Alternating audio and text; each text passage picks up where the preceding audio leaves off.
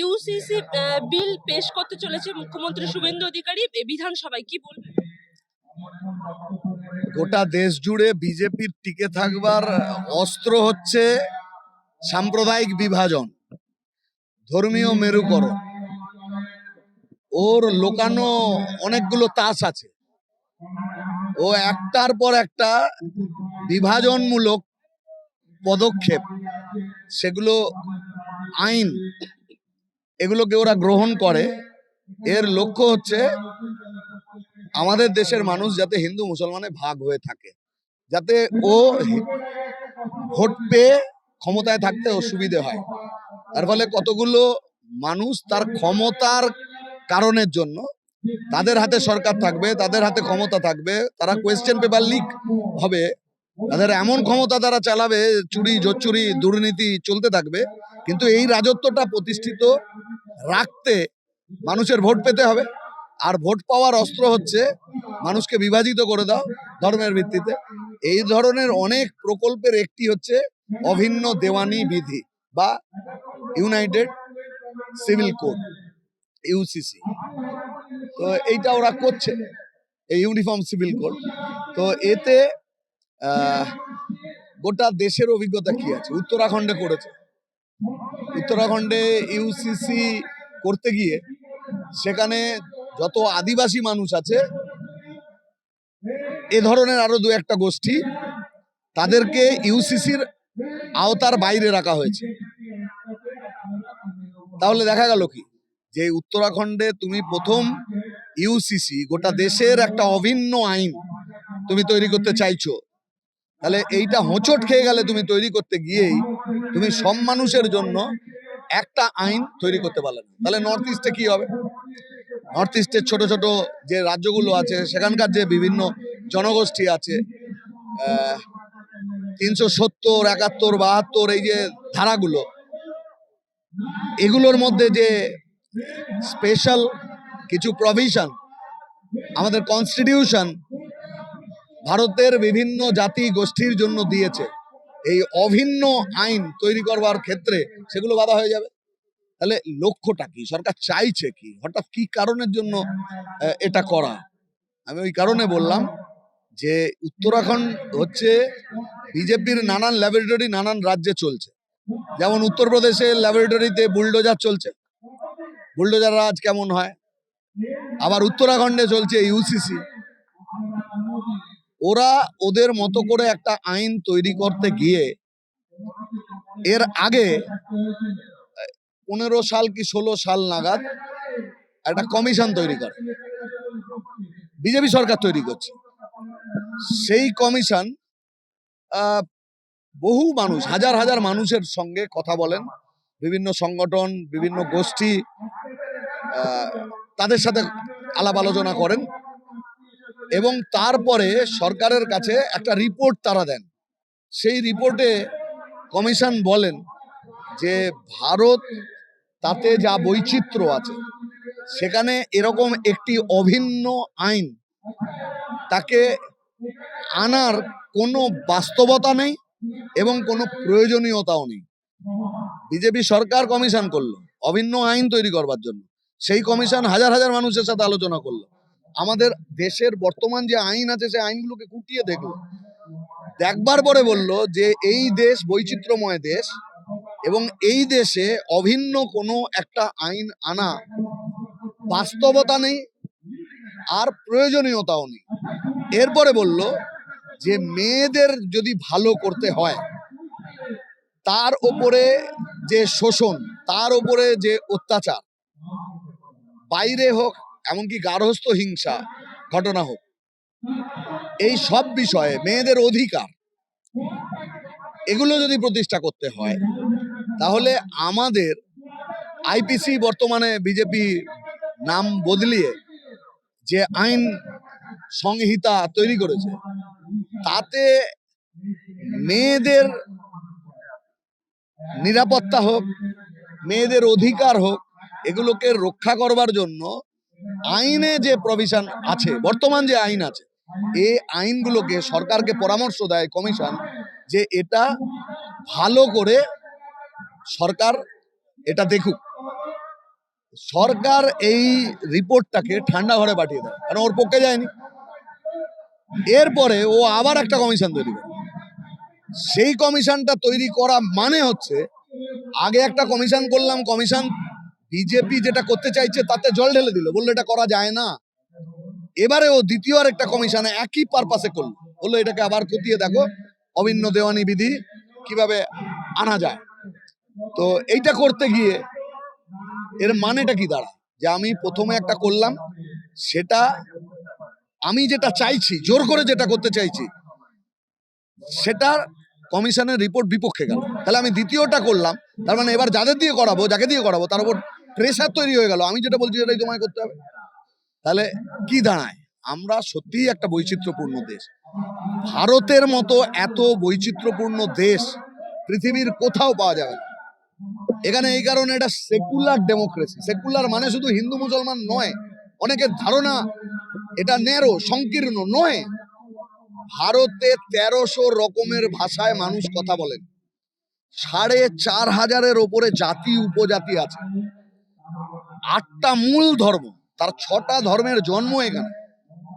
আমাদের ক্যালেন্ডার আর পৃথিবীর যে কোনো দেশের ক্যালেন্ডার, যত লাল কালির দাগ আমাদের ক্যালেন্ডারে আছে, এত পরিমাণ লাল কালির দাগ অন্য দেশের ক্যালেন্ডারে পাওয়া যাবে না। আর এই ক্যালেন্ডারে লাল কালির দাগের অধিকাংশ হচ্ছে বিভিন্ন ধর্মীয় পালা পাবন ইত্যাদি। তার মানে এই বৈচিত্র্যপূর্ণ দেশের খাদ্যাভ্যাস আলাদা। বিজেপি এখন ওগুলোও ধরেছে। এই যেমন অভিন্ন দেওয়ানি বিধি, সব মানুষের জন্য একটা আইন, মেয়েদের ভালো করবার জন্য এটাকে সামনে বলা হচ্ছে, আসলে কিন্তু তা না। ঠিক একই রকম এই যে ইসকন, তাকে দিয়ে ডিম বন্ধ করে নিরামিষ খাওয়ানো, এই অভিন্ন খাদ্যাভ্যাস, এই যে অভিন্নটা মাথায় ঢুকেছে না।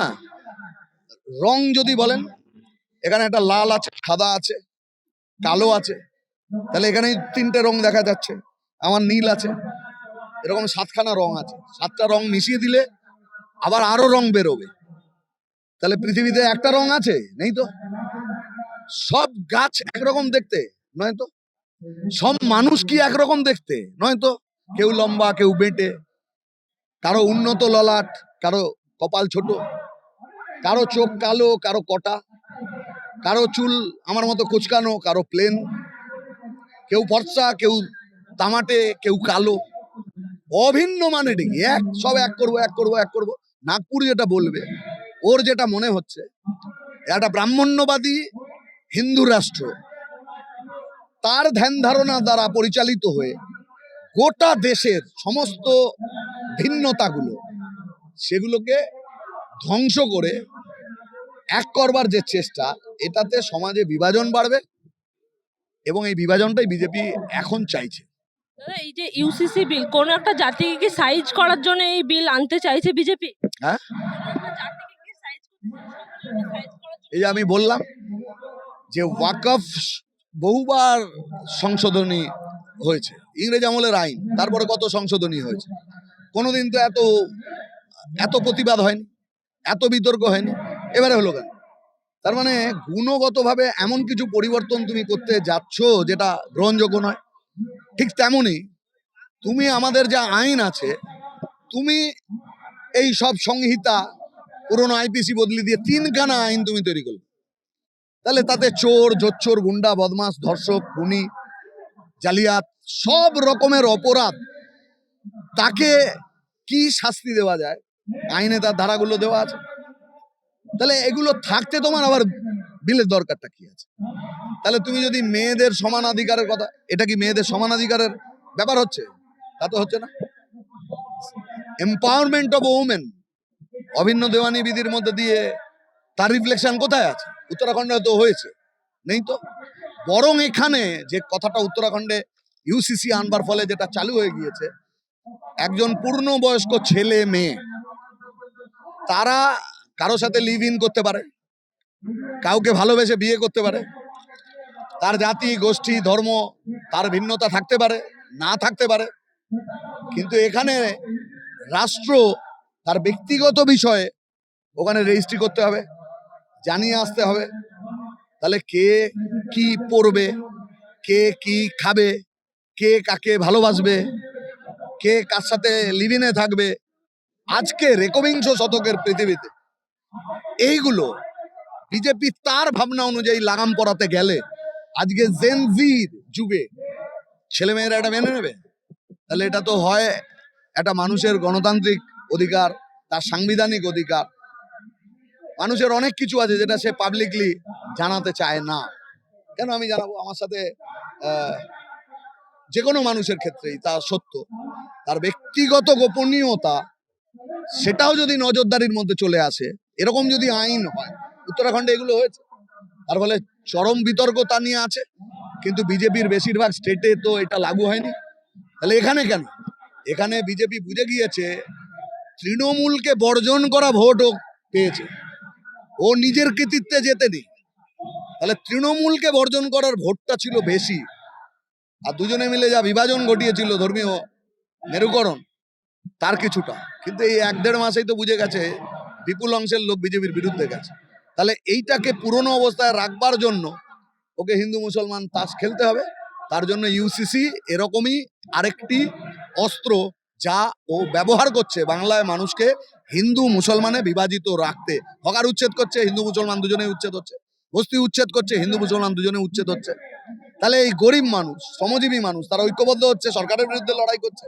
তাহলে এইটা দাঁড়াবে না যদি তাকে ধর্মের ভিত্তিতে ভাগ করে দাও। এই কারণের জন্য ইউসিসি আনা হচ্ছে। ল্যান্ড জেহাদ প্রসঙ্গে দিলীপ ঘোষ বলছেন যে বাংলাকে বাংলাদেশ বানানোর চেষ্টা করছে, সমস্ত ব্যাধি দূর করে সবকে কঠোর শাস্তি দিতে হবে। এই যে হিন্দু খাতরে মেয়ে, এই যে নেহা সিং রাঠোর, তোমাদের বয়সী একটি মেয়ে, ও লোকগান গায়, বিজেপির বিরুদ্ধে, আরএসএস এর বিরুদ্ধে ক্ষুরোধার যুক্তি হাজির করে। তো বলছে মোদিকে, বলছে যে জবে থেকে আপনি এলেন বা আপনি আসার আগে থেকে বলে যাচ্ছেন হিন্দু खतरे में है। मेरा एक सवाल है যে এ হিন্দু खतरे से कब निकलेगा? মানে ও যখন এই কথাটা বলছে তখন বিহারের ভোট হয়নি, বাংলার ভোট হয়নি। বলছে বিহার चुनाव का बात, बंगाल चुनाव का बात, না হিন্দু खतरे से कब नहीं निकलेगा। তার মানে হিন্দুকে চিরকাল বিপদের মধ্যে রাখতে হবে। তুমি 14 সাল থেকে সরকারে আছো, নরেন্দ্র মোদী 56 ইঞ্চি ছাতি, বিশ্বগুরু হয়ে গেলে, যোগাসনে তুমি শ্রেষ্ঠ। তাহলে তুমি এই এত বছর সরকারে থাকবার পরেও তোমাকে বারে বারে এই কথা বলতে হচ্ছে কেন? আমার তো কখনো কখনো মনে হয় যে উনি ভারতের প্রধানমন্ত্রী না পাকিস্তানের প্রধানমন্ত্রী। এখন মনে হচ্ছে ভারতের প্রধানমন্ত্রী না উনি বাংলাদেশের প্রধানমন্ত্রী হয়েছে। যে পরিমাণ পাকিস্তান আর বাংলাদেশ এদের মুখ থেকে উচ্চারিত হয়, পাকিস্তান বাংলাদেশ মুসলমান না থাকলে বিজেপি বলে কোনো পার্টি থাকে না। কাজে এরা ল্যান্ড জিহাদ, লাভ জিহাদ, থুক জিহাদ, আরো 3টে বললাম, যত দিন যেতে থাকবে এই নতুন নতুন শব্দ আমদানি করা হবে। তাহলে মূল কথাটা হচ্ছে সমুদ্রের যেমন ঢেউ হয়, একটা ঢেউ এলো, ফেনা হলো, এটাতে শেষ না, আবার চোখ রাখলেই দেখা যাবে আরেকটা ঢেউ আসছে, ওটা শেষ হলো, আরেকটা ঢেউ ততক্ষণে তৈরি হয়ে গিয়েছে, আসছে। বিজেপি আরএসএস হচ্ছে এই চিজ, এরা সারাক্ষণ মানুষকে ব্যস্ত রাখবে, তার মস্তিষ্কে ঘৃণার উপাদানের পর উপাদান যোগ করতে থাকবে। এই কারণে ওরা ল্যান্ড জিহাদ বলে, লাভ জিহাদ বলে, থুক জিহাদ বলে। এগুলো আসলে এরা দুজন, মানে এই বিজেপি আরএসএস, এরা কোনো ধর্ম বিশ্বাসী, ধর্মপ্রাণ কোনো মানুষ নয়।